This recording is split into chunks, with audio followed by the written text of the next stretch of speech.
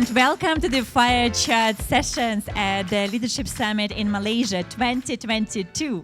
And today I have another guest with me, Shanaz Al Sadat, who is the CEO of M.A.D Services.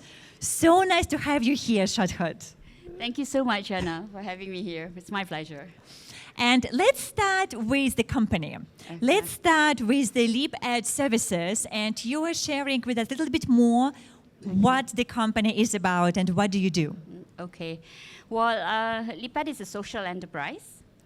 Been around for slightly more than 10 years now. And it is an education solution provider. What is probably most famous of right now is for designing and delivering a public school transformation model called Trust Schools.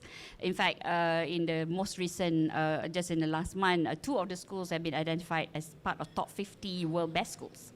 So it's kind of a model of what the future schools need to be.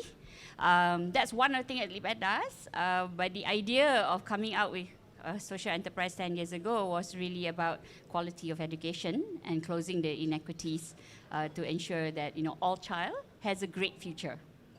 And I must correct you a little bit. I'm not the CEO.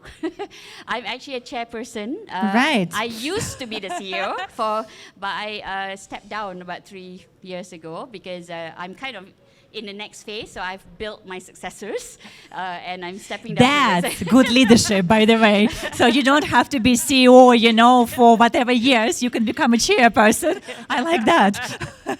Yeah. So yes. So the company is run by my great executive team, basically. Yeah. So before we talk about the education, because that's what your company is doing, I'm curious, how do you build successes? So tell us about that, because I think that's also very relevant when we talk about the workplace of the future.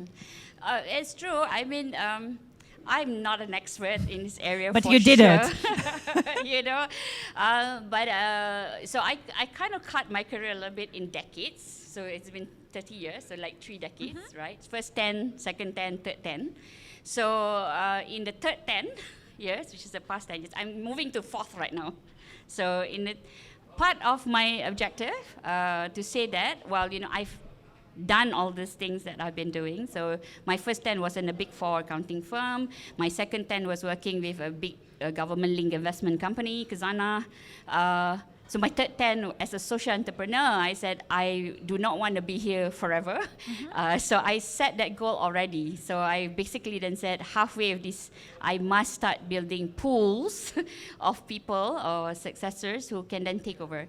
I don't know whether this is a formula. The formula I have is that not being specific. So it's a pool. I like that formula. Right?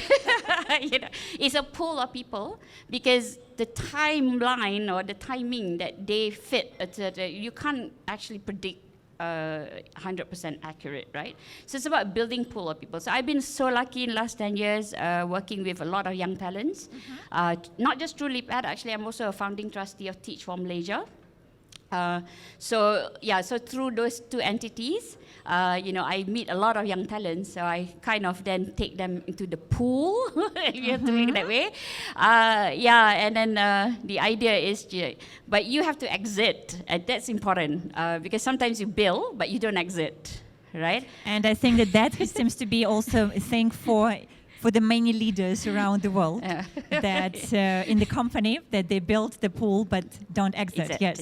Yeah. Yeah. So you have to be brave to exit, actually. I mean, as like M.A.D, we bought over the company, actually, right, from Khazanah. So 4 of us are social entrepreneurs. It's very easy to just say, come back, be an executive, because you're now a shareholder. But I'm holding off quite deliberately so that to make sure the executive team can actually take ownership. Which is also a big part of the leadership then, to know not only how to build successes, but when actually to step aside, right? Yes. And so congratulations to you for being able to do that. That's very impressive. And now then, education. So let's talk about the education, and particularly in the context of building a workplace of the future. Yeah. So how do you feel that education, especially for the younger generation, fits into that? Yeah, so this is the biggest challenge, right? Because even today, I don't think, we're always asking future of work. It's not so easy to say, right? So we used to use the word VUCA, I don't know, in the old days, right? VUCA is a good word. volatility, uncertainty, complexity, and being ambiguous. I mean, that's what we think the future is going to be. So if you are in the education world, and this discussion we had, 10 years ago actually. So thinking about, what will be the learning environment of a school needs to be in order for our kids to be prepared for a future, not just to survive, but also to lead, right? Because survival is easy, but how will they lead? So the story that I had around this is because I'm actually a finance person. I have a legal background. I'm also a certified public accountant. I use finance and investment. So when I started talking about talent education more than 10 years ago, everybody is like, why should we listen to you, right? What has happened to her? What are your credentials? Yeah, exactly, right? And I actually go down to like schools and speak to educators, and everybody like where is this girl coming from, right?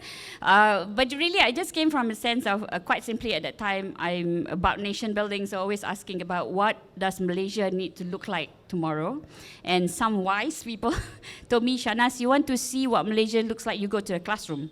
So when I go down to the classroom and met a lot of teachers and actually visited the classrooms of school, cut story short, I don't particularly like what I see. So the discussion that I had with the educators is that when you visualize your future, for your children, don't think about it, think your children, think your family, it's a very different answer, actually, from what they're thinking about, really. That's interesting. It's very interesting, yes. So 10 years ago, we then decided collectively, this work that we currently do is not my work alone, there's a lot of people have been involved. Ministry of Education right there, our partner, yes, and M.A.D, of course with the M.A.D designing the model. But it's really rallying people around having the vision, right, of what it needs to look like.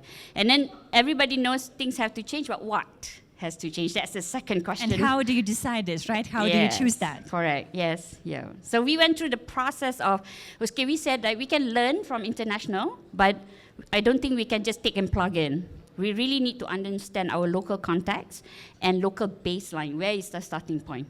So we work together, and about 500 teachers around Malaysia, actually working on looking at, because it's interesting, because when you test their theory, it's perfect almost. But when you go to the classrooms, they don't implement what they know, right? Which I feel also applies often to the workplace, when in a theory things work wonderfully, and then when you try to implement them, it's often not the case. It's not there, exactly. Yes. Exactly. So we then had, we conversation with them to say, what is the barrier for you to implement, right? But why are you not implementing? So arising from that is when we decide what are the key levers. The first one is culture, actually, the culture of the school. So you have to change this culture before you change the content of the delivery. Exactly. So there's no point making teachers competent, but you don't change the culture. If the learning environment is not positive, children who come to school don't feel safe. So people talking about just now about emotion and all that. Those things don't come out if it's not safe, right? So you have to be the culture itself must be very positive, right? The language that teachers and school leaders use, and parents actually. Because over a period of time, Malaysia particularly has become a bit more middle to high income country. So parents are more educated, right? And sometimes they think they are absolutely cleverer than teachers, which is probably true, factually. But as human beings, they are your educators. They are people who are actually working with children. You have to have a conversation with your teachers in a language that's positive, right? Yes. Because your child is not learning from what you say. Well, children actually become what you are. Yes, so exactly. It doesn't matter what you say. Right. It's who you are. How you exactly. do it. It's a role modeling. Yeah. So that's what we did. So it's a process. It's been 10 years. Actually, transformation happened in the first 3 to 5 years. This school. So we have about 100 schools now all around Malaysia in almost all states. Yeah, they are a demonstration model, because when we first started, everybody, including Ministry of Education, says can't be done, right?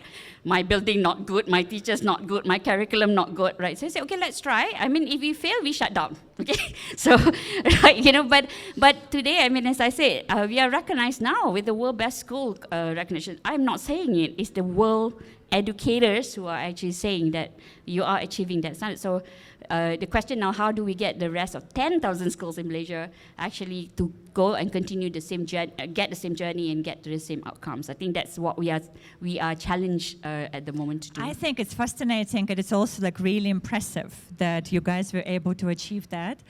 And I think it's not just about the Malaysia, it's also other countries. So after you have done this already an incredible amount of work, what recommendation would you give then maybe to people in other countries who would like to implement what you are implementing, besides actually talking to you directly? So I was about to say, call us, go to exactly, just call and let's have this conversation. But what do we need to do and what do we need to focus on if we want to upgrade the education system to prepare our children to be in the workplace of the future? Yeah, okay. So, I mean, there are three observations we have. I mean, we've been talking to quite a lot of countries around as well. One is that don't skirt around your public education system. Because quite a lot of activities happen today in education reform, but people skirt around it, right? People go into public school, but they don't train the public school teachers. They bring in other teachers in and do some kind of program, and then they go off.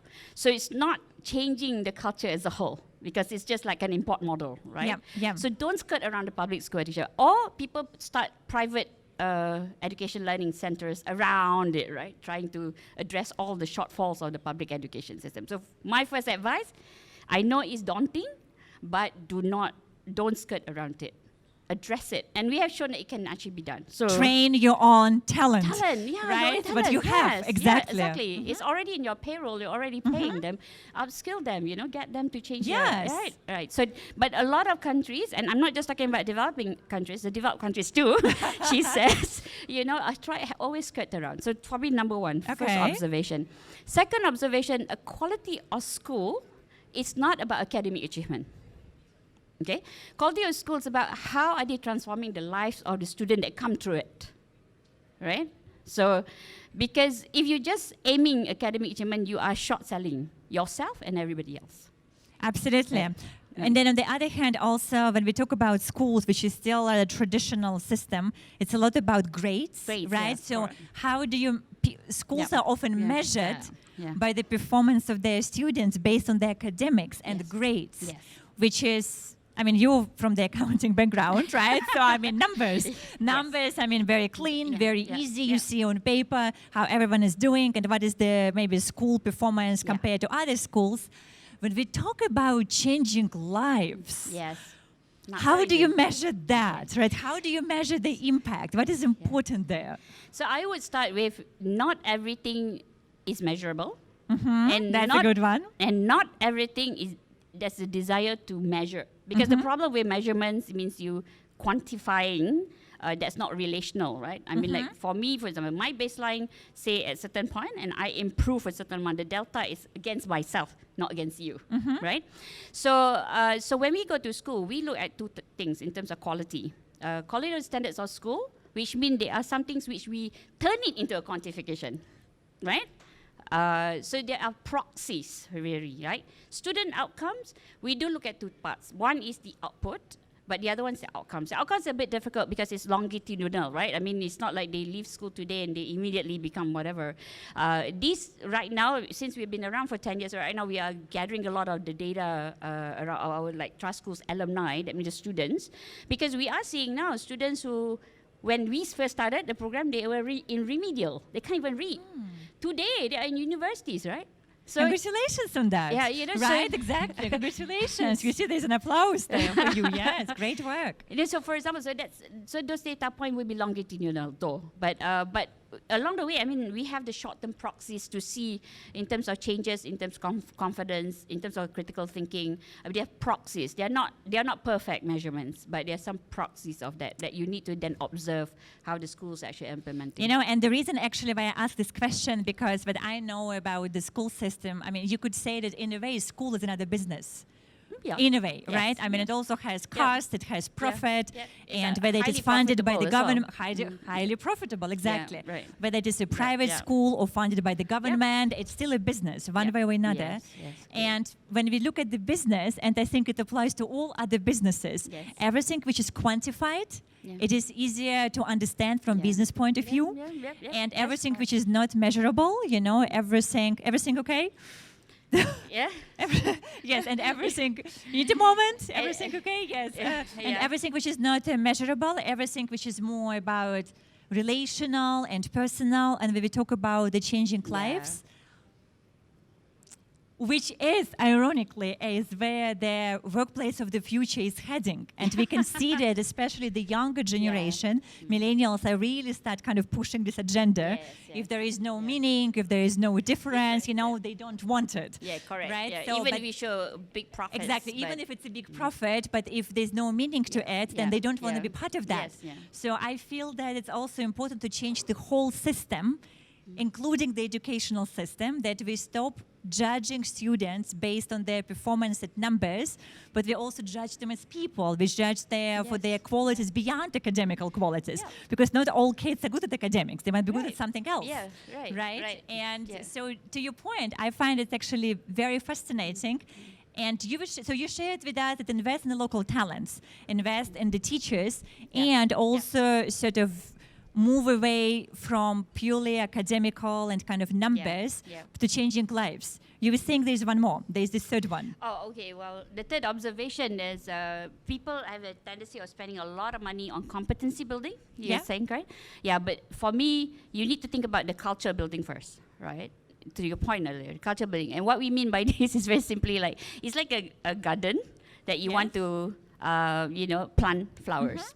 A lot of people buy very expensive seeds and throw it and then try to, but they didn't look at whether the soil is good or not, or what do you need to do to the soil, right? So culture is about making that soil up to a certain level, and then you put in the seeds, because you may get some flowers still, even if you don't know the soil, but you don't get the most. A lot of people want to skip that step. Right? Yeah, so our advice is always like, no, you need to take a step back and think about the soil, right? Are you at where it needs to be before you start planting? Because you keep on buying expensive seeds, but you're not getting what you were paying for in a way. I mean, as an accountant, I still use a lot of money references because in this type of work, you have to raise money. Yes, exactly. And, so you're talking about measurement. Actually, Leaderonomics actually came up with a measurement for a sukuk. Sukuk is a bond. It's a social bond that was raised actually money to fund part of the trust school program. And you're right, investors are not going to invest unless I can tell them numbers, right? Exactly. Right. So how do you get around money part here? Yes. There's no money, there's no school, because you have to invest. Yeah. But in our case, I mean, we actually did, the first sukuk actually will mature this year. It's a 7-year sukuk, and we met all the KPIs. I mean, and the KPIs, I mean, we translated like teachers' competencies to what level that they need to get to. School leaders, level do they need to get to? So investors can see, I'm helping you to do this, and I'm bringing their level of competency to this level, which will lead to the culture change, for example. So it can be done. I mean, my point here, I'm an accountant. So it can be done as an accountant, an educational system. I understand. I mean, because sometimes people put it aside and said that, education is soft. I say I agree, because I don't think you can measure everything. But I think we can meet somewhere here in the middle, and we can marry all the respective stakeholders, and everybody can actually work towards a common goal. Shanaz, I love it. I think it's phenomenal what you do. I mean, I myself passionate about education of the future, so I can definitely relate to this. And then my final question for you for today would be, for your own children or your own grandchildren or, cousins of the children, so basically any young children around you. So if you would look at them, what do you feel number one quality they should learn in the school to prepare them for the workplace of the future? What would that be? Okay. You didn't ask me the Uma question. I just want to say I'm also not married. Not married. Should have started with that at the beginning. Yes. I'm just kidding. But I have a daughter. Okay. So she's 10 years old. One thing I think that I emphasize on for her particularly is empathy. Empathy. Yeah. Because I find in any kind of situation, if you have empathy, then you will do the right thing, right? So it doesn't matter whatever the environment is. So if you have that ability to do that, I mean, one inclination, second ability right, to do that, yeah, then you will do the right things. I mean, that's just what I emphasize on with her. And that actually also, from a logical point of view, since you're an accountant, right? I just have to add this remark. It makes a total sense because people who are more empathetic, you also then connect easily across cultures, and it doesn't really matter what is your background. Like here we are, right? I mean, coming from entirely different backgrounds, and still we are having this very deep, very personal conversation because of the empathy. Yes. So thank you so much for your time today. Thank you and so that much. was Shanaz Al Sadat with us here today. Please, a round of applause to our guest. Yes, thank you, thank you. Thank you so